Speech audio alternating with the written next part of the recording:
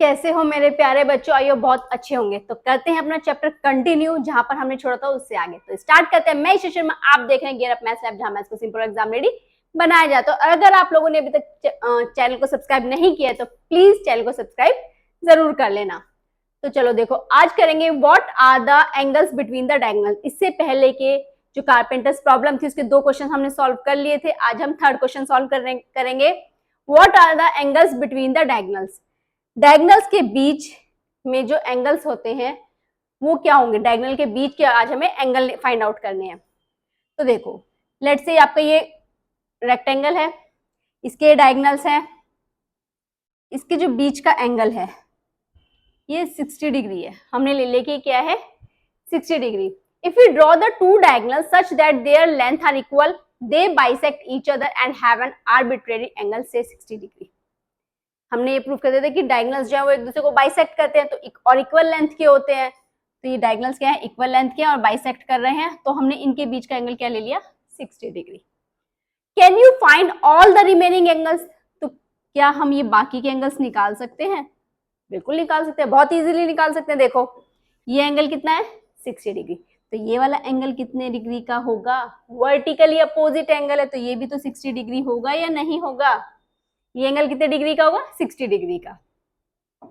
जब आपका angle A O B कितने डिग्री का है 60 डिग्री का, तो एंगल सी ओ डी कितना होगा? वो भी 60 डिग्री होगा। क्यों होगा? क्योंकि क्या है वो वर्टिकली अपोजिट एंगल। तो वर्टिकली अपोजिट एंगल कैसे होते हैं? इक्वल होते हैं। किसके इक्वल होगा? ए ओ बी के। जब ये 60 डिग्री है तो ये भी क्या होगा 60 डिग्री। क्लियर? अब देखो, अब हमें ये वाला एंगल निकालने हैं। इसमें भी हम क्या करेंगे, एक साइड का निकाल लेंगे, दूसरा वर्टिकली अपोजिट से क्या हो जाएगा इक्वल हो जाएगा। अब देखो ये वाला एंगल कैसे फाइंड आउट करेंगे। आपका ये एंगल है 60 डिग्री और ये लाइन देखो, ये लाइन कैसी है? ये है स्ट्रेट लाइन। कैसी लाइन है? एक स्ट्रेट लाइन। और स्ट्रेट लाइन पर ये पढ़ा है ना हम, एक स्ट्रेट लाइन पर लीनियर पेयर पढ़ा है ना, लीनियर पेयर। दोनों एंगल्स का सम क्या होगा? दोनों एंगल्स का सम कितना होगा 180 डिग्री। लीनियर पेयर पढ़ा है ना, स्ट्रेट लाइन पर जो भी एंगल्स बनते हैं उनका सम कितना होता है 180 डिग्री। तो देखो एंगल कितना A O B plus angle A O D is equals to 180 होगा या नहीं होगा? एंगल ए ओ बी और एंगल ए ओ डी, इन दोनों को जब ऐड करेंगे तो क्योंकि ये एक स्ट्रेट लाइन बन रही है,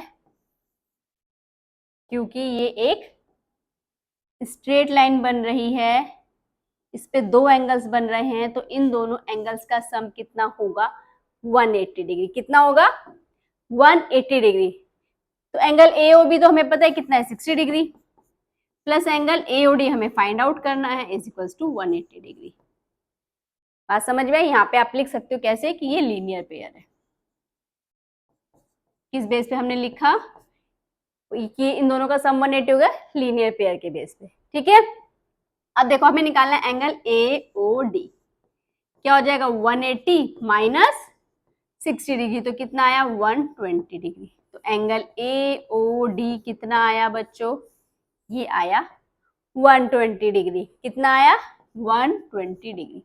जब ए ओ डी 120 है तो बी ओ सी कितना होगा? ये भी तो 120 डिग्री होगा या नहीं होगा? देखो इसको भी यहां लिख देते हैं हम। जब हम तो एंगल बी ओ सी इक्वल होगा एंगल ए ओ डी के। क्यों होगा? वर्टिकली अपोजिट एंगल है। कैसे हैं? Vertically opposite angle. तो एंगल बी ओ सी भी कितना होगा 120 डिग्री। तो हमने सारे बाकी के सारे तीनों एंगल्स फाइंड आउट कर दिए। समझ में आया? Can you find the all the remaining angles? Yes, हमने सारे एंगल्स फाइंड आउट कर दिए। Can you find the value of A. अब देखो हमने ये एंगल्स तो निकाले थे 60, 60, 120, 120, अभी लास्ट स्लाइड पे हमने सारे फाइंड आउट किए। अब हमें निकालना है एंगल ए। हमें क्या फाइंड आउट करना है, हमें फाइंड आउट करना है एंगल ए, यहां भी और यहां भी हमें इसकी वैल्यू निकालनी है ए की। अब ये कैसे निकालेंगे, अब देखो बच्चों, अच्छा पहले एक चीज देखो कि ये दोनों ए ही क्यों है, यहां पर भी ए लिखा है, यहां पर भी लिखा है, क्यों? देखो आपका जो ये वाला ट्रायंगल है,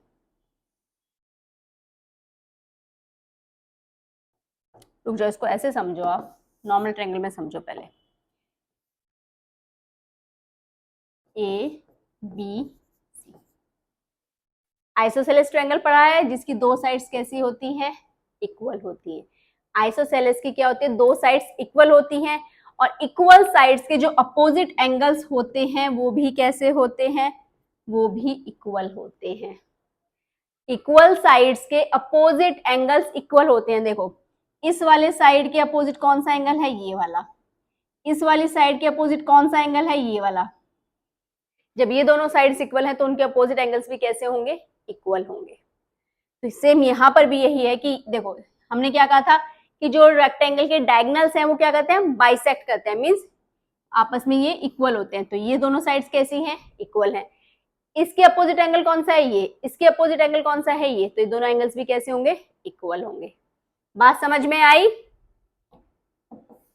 तो देखो अब इसको कैसे करेंगे, हमारे पास एक ट्रायंगल है, in triangle AOB, AOB, in triangle AOB, इस ट्रायंगल में चलते हैं, क्या होगा, एंगल OAB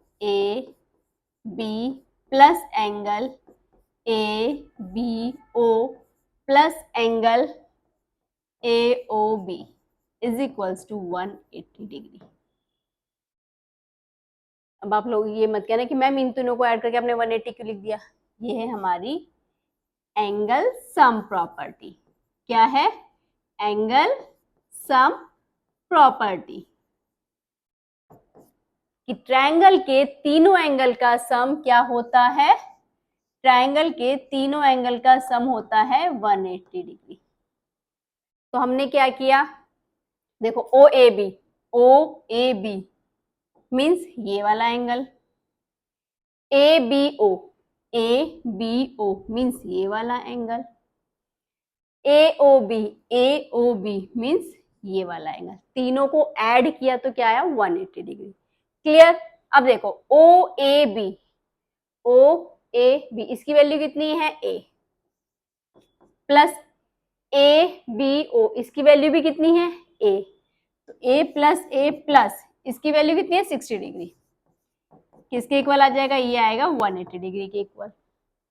अब A प्लस A क्या होगा बच्चों, A प्लस A होगा 2A plus 60 degree is equals to 180 degree. यहां तक क्लियर है? अब हमें क्या करना है, 2A is equals to 180 minus 60 degree, तो ये कितना आ जाएगा, 2A is equals to 120 degree. तो A आ गया हमारे पास 120 डिवाइडेड बाय 2 कितना आ गया, 60। तो A की वैल्यू कितनी आ गई, 60 डिग्री। A की वैल्यू कितनी आई, 60 डिग्री। तो ये एंगल भी 60 डिग्री और ये एंगल भी 60 डिग्री। बात समझ में आई बच्चों? ये चीज क्लियर हुई? हमने क्या निकाला यहाँ, A की वैल्यू। क्लियर? ये क्या हो गया, similarly we can find the values of all the other angles. इसी तरह से हम क्या करेंगे, हमने अभी ये वाले एंगल्स फाइंड आउट किए थे, 60, 60, 60, ठीक है। अब हमें ये बाकी के सारे एंगल्स निकालने हैं, यहाँ भले पिक्चर में लिखा बट मैं आपको बताऊंगी कैसे निकालेंगे इनको, ठीक है। अब देखो सिमिलरली अब जाओ, अब जब ये वाला ट्रायंगल है, जो ये वाला ट्रायंगल है, ये तो इसके इक्वल होता है, तो जो एंगल्स इसमें आएंगे सेम इसमें भी आएंगे। जब इसमें 60, 60, 60 है तो इसमें भी 60, 60, 60। ये तो क्लियर है? हम यहाँ पर लिख देते हैं ट्रायंगल AOB कॉन्ग्रुएंट है ना, क्योंकि कॉन्ग्रुएंसी से हमने प्रूव किया था। AOB क्या है, किसके कॉन्ग्रुएंट है, ट्रायंगल COD के, COD के। तो इसीलिए जो इसके एंगल्स होंगे वही सेम इसके भी होंगे। अब हम इस वाले ट्रायंगल के एंगल्स निकालते हैं इन ट्रायंगल किसमें, AOD में, AOD में। जैसे हमने, ये क्या हुआ, जैसे हमने इसके निकाले थे ऐसे ही हम इसके फाइंड आउट करेंगे। AOD में क्या करेंगे, इसमें भी क्या होगा, इस ट्रायंगल के तीनों एंगल्स का सम क्या होगा, इस वाले ट्रायंगल के तीनों एंगल्स का सम कितना होगा बच्चों, तीनों एंगल्स का सम होगा 180 डिग्री। तो एंगल लेट से इसको हम लेते हैं B। जब ये B होगा तो ये भी B होगा, ये वाला एंगल अगर B होगा तो ये भी तो B होगा। क्यों, क्योंकि जो आपके डायगोनल्स हैं वो इक्वल है, मीन्स ये वाली साइड और ये वाली साइड कैसी है, इक्वल है। तो जब साइड्स इक्वल होते हैं तो अपोजिट एंगल भी कैसे होंगे, इक्वल होंगे। ठीक है, तो एंगल कौन सा, A हमारा होगा OAD plus angle ADO plus angle DOA is equals to 180 degree. तीनों एंगल्स को प्लस किया, कितना लिखा, 180 डिग्री। OAD ये वाला एंगल कितने डिग्री का है, B, प्लस ADO ये एंगल कितने डिग्री का है, B, प्लस DOA ये कितना है, 120 डिग्री। ये भी हमने पीछे निकाला था 120 डिग्री, तो यहाँ क्या आएगा 120 degree is equals to 180 degree. ये क्या हो जाएगा 2B plus 120 degree is equals to 180 degree. तो 2B is equals to 180 degree minus 120 degree, तो 2B इज इक्वल्स टू कितना आएगा 60 डिग्री। ठीक है, तो यहाँ से B की वैल्यू कितनी आ जाएगी, B is equals to 60 divided by 2, तो ये आ गई 30। तो B की वैल्यू कितनी आ गई बच्चों, 30 डिग्री। तो B की वैल्यू कितनी आई, B की वैल्यू आई 30 डिग्री। तो ये एंगल भी 30 डिग्री, ये एंगल भी 30 डिग्री, और ये वाला ट्रायंगल किसके कॉन्ग्रुएंट है, इस वाले ट्रायंगल के। तो जो इसकी मेजरमेंट है वही सेम इसकी भी होगी। ये समझ में आया, यहाँ तक क्लियर हुआ। अब देखो आगे क्या है, can we now identify what type of quadrilateral ABCD is. हमें बताना है कि ABCD किस टाइप का क्वाड्रिलेटर है। हमने ये तो प्रूफ कर दिया कि क्या डायगोनल सेम है, सेम लेंथ के हैं, एक दूसरे को बाइसेक्ट कर रहे हैं, सारे एंगल्स भी फाइंड आउट कर दिए, बट ये क्वाड्रिलेटर किस टाइप का है, अब ये हम कैसे बताएंगे ये क्वाड्रिलेटर किस टाइप का है। देखो अगर हम, एक मिनट इसको, अब यहां से देखो, अगर हम इस और इस एंगल को ऐड कर दें, 30 प्लस 60 कितना होगा 90 डिग्री। यहां से भी कितना आएगा 90 डिग्री, यहां से भी कितना आएगा 90 डिग्री, यहां से भी कितना आएगा 90 डिग्री। मतलब क्या है कि चारों एंगल कैसे हैं 90 डिग्री के हैं। तो क्या इस बेस पे हम कह सकते हैं कि एक रेक्टेंगल है, क्या इस बेस पे हम कह सकते हैं कि ये एक रेक्टेंगल होगा। अगर हमारे चारों एंगल्स 90 डिग्री के, angle A equals to angle B equals to angle C equals to angle D क्या है 90 डिग्री, तो इस बेस पे हम कह सकते हैं क्या कि ABCD इज अ रेक्टेंगल। क्या ये एक रेक्टेंगल होगा कि ABCD के चारों एंगल्स क्या है 90 डिग्री के, और हाँ इसके डायगोनल्स कैसे हैं सेम लेंथ के हैं, तो क्या ये एक रेक्टेंगल होगा। इस बेस पे हम कह सकते हैं डायगोनल्स सेम लेंथ। क्या सिर्फ इस बेस पे, इन दोनों चीज के बेस पे हम कह सकते हैं कि हमारा जो है ये रेक्टेंगल होगा, नहीं कह सकते। अरे उसके लिए हमें ये भी तो प्रूफ करना पड़ेगा। रेक्टेंगल की हमने दो प्रॉपर्टीज पढ़ी थी, क्या कि क्या एक तो अपोजिट साइड्स कैसी होती हैं इक्वल होती हैं, और जो एंगल्स होते हैं वो 90 डिग्री के होते हैं। तो अभी हमें ये भी तो प्रूफ करना पड़ेगा कि जो इसकी अपोजिट साइड्स हैं वो इक्वल हैं, तभी तो हम ये प्रूफ कर पाएंगे, तभी तो हम ये कहेंगे कि एक रेक्टेंगल है, तभी हम बता पाएंगे कि ABCD क्या है हमारा एक रेक्टेंगल है। तो देखो जरा इसको, what can we say about इस साइड। अब हमें क्या करना है साइड्स के बारे में बताना है। ये देखो अब हमें क्या बताना है साइड्स के बारे में बताना है। पहले चलते हैं इन दो ट्रायंगल्स में, इसमें और इस ट्रायंगल में। कैसे प्रूव करेंगे? कॉन्ग्रुएंसी रूल से प्रूव करेंगे, ठीक है। तो देखो, इन triangle AOB and triangle COD, AOB और COD में हमें पता है ये एंगल क्या है, दोनों कैसे हैं, 60 डिग्री के हैं, और ये वाले जो डायगोनल्स हैं वो बाइसेक्ट करते हैं, मतलब सेम इक्वल है। तो हमारा OA इक्वल है OC के, एंगल AOB इक्वल है एंगल COD के, और हमारा OB इक्वल है OD के, OB इक्वल है OD के। तो बाय SAS देखो एंगल क्या है, दोनों दो साइड्स के बीच में इंक्लूड है, ये एक साइड है, ये एक साइड है, इन दोनों के बीच में एंगल आ रहा है। तो कौन सी प्रॉपर्टी है? SAS।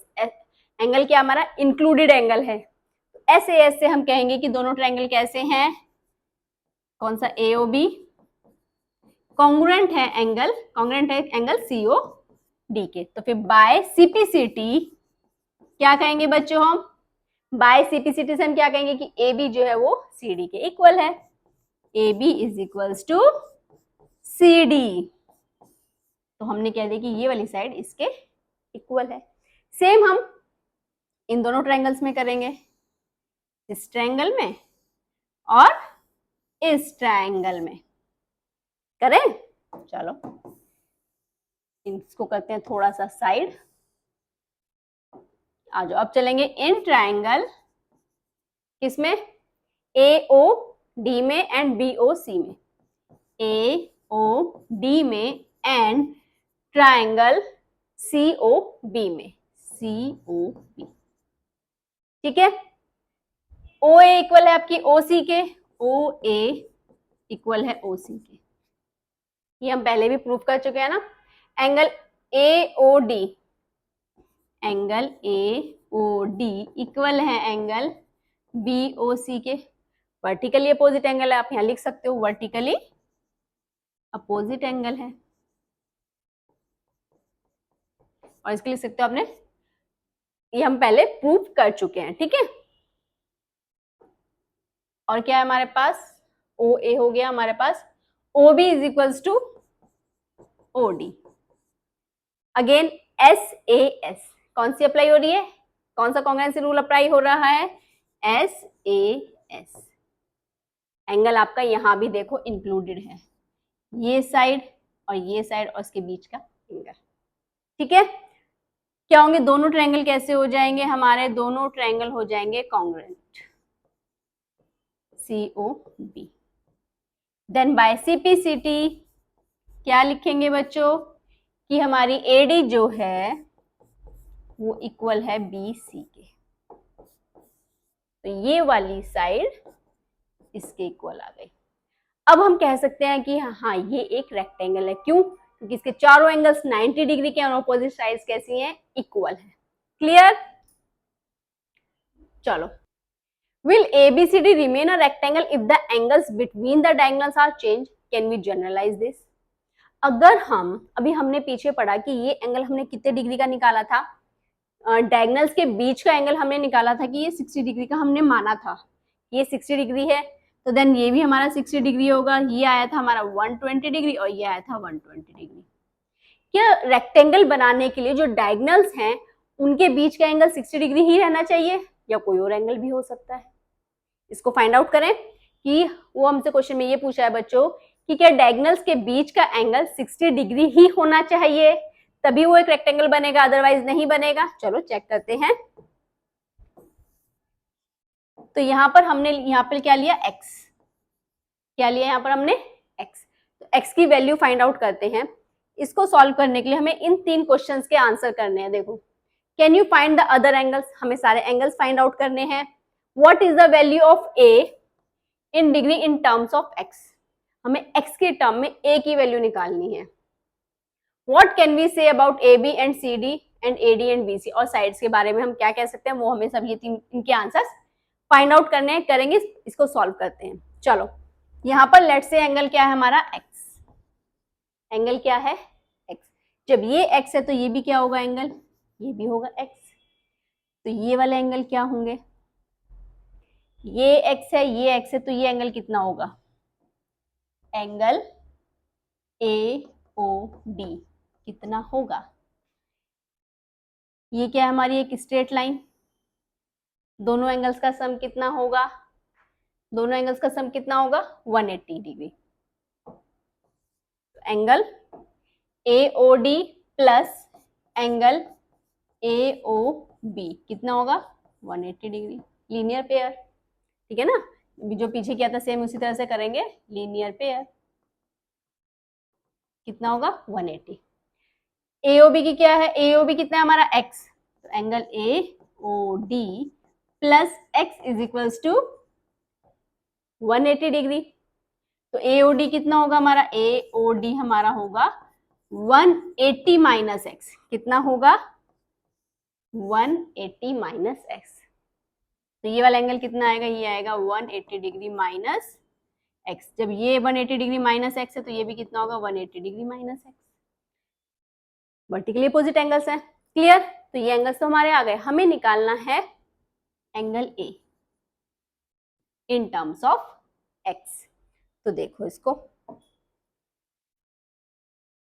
ट्रायंगल AOB में, इन ट्रायंगल AOB, ट्रायंगल AOB में दोनों एंगल्स तो इक्वल होंगे, क्यों, क्योंकि जो साइड्स हैं ये कैसी हैं, सेम है।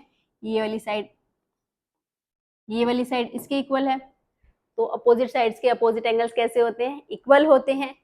तो ये कैसे होंगे, सेम होंगे, A और A, अभी हम पढ़ के आए हैं तो ये चीज तो हम, तो अब क्या करेंगे, तीनों एंगल्स को सम करेंगे तो कितना आएगा 180 डिग्री।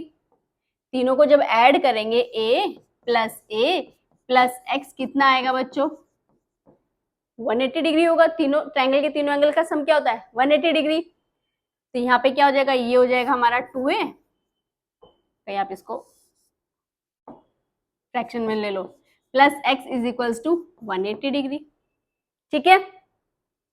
हमें क्या निकालनी है, a की वैल्यू, तो 2a is equals to 180 degree minus x। तो a कितना हो जाएगा 180 डिग्री माइनस x बाय 2।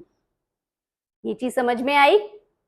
हमें निकालनी है a की value in terms of x, तो हमने a को इधर लिखा और x को हम उधर ले गए, ठीक है। तो यहां से आ जाएगा a इज इक्वल्स टू 2 से 180 को डिवाइड करेंगे, ये आएगा 90 माइनस x बाय 2। तो a की वैल्यू कितनी आई 90 minus x by 2 in terms of x। तो इसका फर्स्ट क्वेश्चन था can you find the other angles, हमने निकाल दिए, चारों एंगल्स हमने फाइंड आउट किए। What is the value of a in terms of x, हमने ये भी निकाल दिया। What can we say about ABCD, अब हमें साइड्स के बारे में बताना है। दो क्वेश्चन तो हमने सॉल्व कर दिया, अब हमें बताना है साइड्स।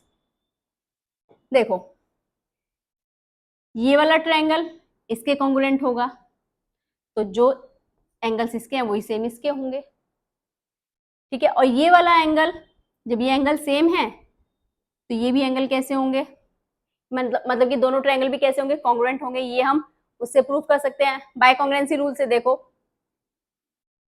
चलो मैं आपको प्रूव करके दिखाती हूँ। ये वाली साइड इसके इक्वल है, ये वाली साइड इसके इक्वल है, और बीच के एंगल्स इक्वल है, मतलब कि बाय SAS एंगल इंक्लूडेड है, दो साइड्स इक्वल है, एंगल इंक्लूडेड है, दो साइड्स इक्वल है, तो दोनों ट्रायंगल कैसे हो गए, कॉन्ग्रुएंट हो गए।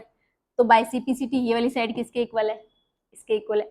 सेम यही रूल इसमें इन दोनों ट्रायंगल्स में अप्लाई करेंगे, तो ये वाली साइड किसके इक्वल है, इसके इक्वल है। तो मीन्स हमारी AB इक्वल है CD के एंड AD इक्वल है BD के। तो यहाँ कंक्लूजन क्या निकलता है बच्चों, यहाँ कंक्लूजन ये निकलता है कि दो डायगोनल्स के बीच में आपका जो एंगल है वो कोई भी हो, उससे फर्क हमें नहीं पड़ता। हाँ बस डायगोनल्स आपके सेम लेंथ के होने चाहिए एंड मिड पॉइंट पर इंटरसेक्ट करने चाहिए, मतलब कि दोनों एक दूसरे को बाइसेक्ट करने चाहिए, और अपोजिट साइड्स इक्वल होनी चाहिए। नहीं, डायगोनल्स के बारे में बात करें, हाँ, तो डायगोनल सेम लेंथ के होने चाहिए और एक दूसरे को बाइसेक्ट करने चाहिए, तो वो हमारा रेक्टेंगल बना सकते हैं कि डायगोनल्स के बीच का एंगल मैटर नहीं करता। रेक्टेंगल बनाने के लिए डायगोनल्स के बीच का एंगल मैटर नहीं करता। क्लियर?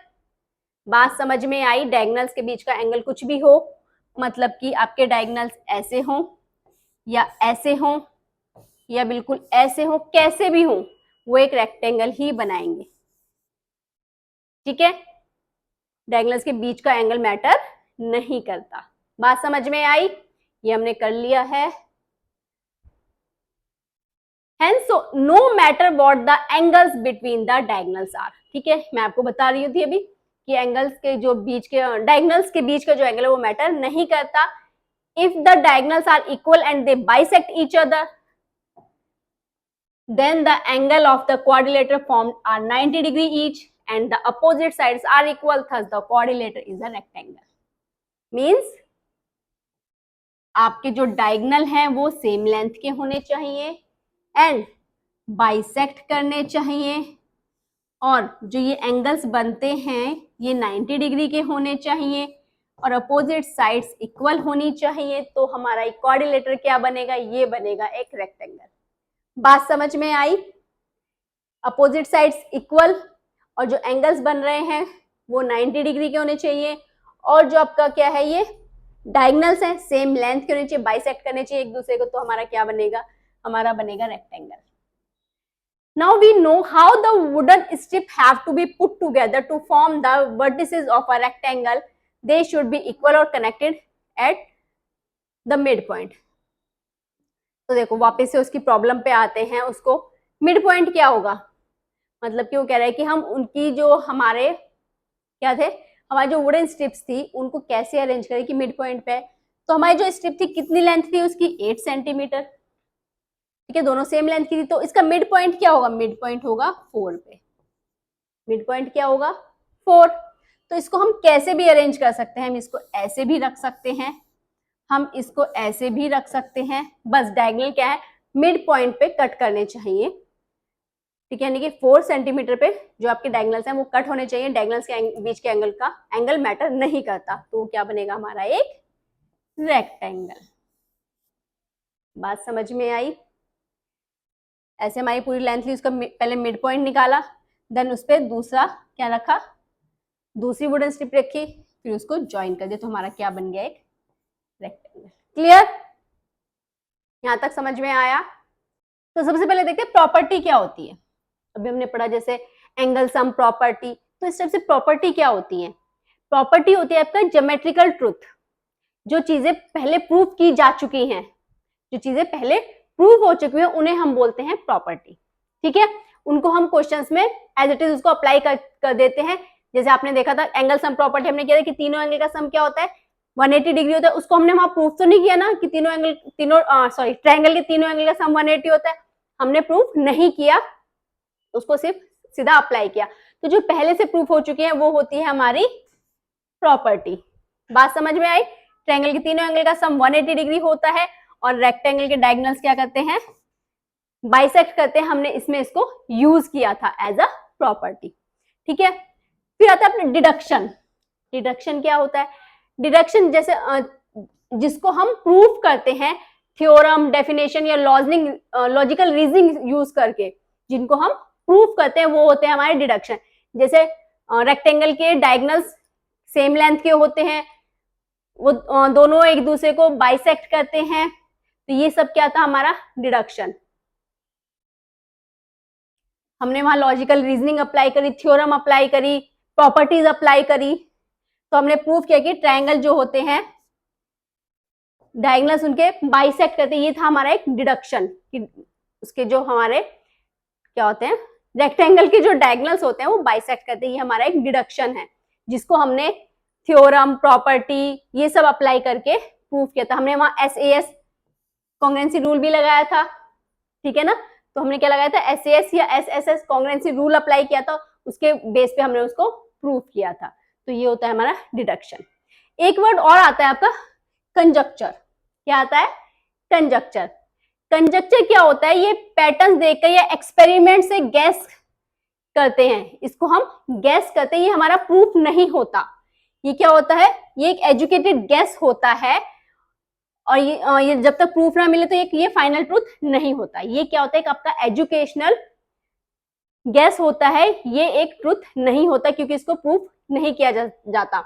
इसमें आपने जैसे ट्रायंगल बनाए, सॉरी रेक्टेंगल बनाए, उसके डायगोनल्स ऐसे बनाए, ऐसे रेक्टेंगल बनाया, तो आपने क्या देखा कि आपने जैसे 5 रेक्टेंगल मेजर करके गैस किया कि हर रेक्टेंगल में डायगोनल्स जो है वो बाइसेक्ट करते हैं। हमने कई सारे रेक्टेंगल्स बनाए, उसमें हमने सब में ये प्रूफ ये देखा कि क्या क्या देखा कि जो डायगोनल्स हैं वो बाइसेक्ट करते हैं। क्या क्या देखा कि जो डायगोनल्स हैं वो बाइसेक्ट करते हैं, तो उस बेस पे हमने कह दिया कि हाँ, हर रेक्टेंगल में जो डायगोनल्स होंगे वो बाइसेक्ट करेंगे। तो ये क्या हो गया हमारा, ये हो गया एक कंजक्चर। क्या हो गया, कंजक्चर। कंजक्चर गैस करते हैं, क्या ऐसा है। डिडक्शन हम प्रूफ करते हैं, क्यों और कैसे सही है। प्रॉपर्टी बन जाता है जब वो फाइनल ट्रूथ हो जाता है, जब वो प्रूफ हो जाता है तो वो क्या बन जाती है, हमारी प्रॉपर्टी। क्लियर हुआ, समझ में आया, इन वर्ड्स का मीनिंग आपको समझ में आया। चलो, the carpenter's problem shows that rectangle can also be defined as follows. क्या हम रेक्टेंगल को ऐसे भी डिफाइन कर सकते हैं, A rectangle is a quadrilateral whose diagonals are equal and bisect each other. क्या हम रेक्टेंगल को ऐसे डिफाइन कर सकते हैं कि diagonals are equal and bisect each other, इस बेस पे हम रेक्टेंगल को डिफाइन कर सकते हैं। पहले हमने क्या पढ़ा था कि opposite sides of equal length, rectangle की क्या होती है, अपोजिट साइड्स क्या होती हैं, इक्वल लेंथ की होती हैं, और जो ये एंगल्स होते हैं ये 90 डिग्री के होते हैं। पहले हमने ये पढ़ा था, और अब हमने क्या पढ़ा कि जिसके डायगोनल्स इक्वल हो और बाइसेक्ट करते हैं ईच अदर को। Would we be wrong if we just define a rectangle as a quadrilateral in which all the angles are 90 degree? क्या अगर हम would we be wrong if we just define a rectangle को सिर्फ हम अगर ऐसे define करें as a quadrilateral जिसमें जो सारे एंगल्स हैं वो 90 डिग्री के होंगे, क्या सिर्फ हम इस बेस पे रेक्टेंगल को डिफाइन कर सकते हैं कि उसके एंगल्स क्या हों, 90 डिग्री के हों। तो इसको बच्चों हम कवर करेंगे नेक्स्ट वीडियो में, इसके आगे के जो भी पार्ट्स हैं, जो भी क्वेश्चंस हैं उसको नेक्स्ट वीडियो में हम कवर करेंगे। तो मिलते हैं नेक्स्ट वीडियो में नेक्स्ट पार्ट के साथ, तब तक के लिए बाय बाय।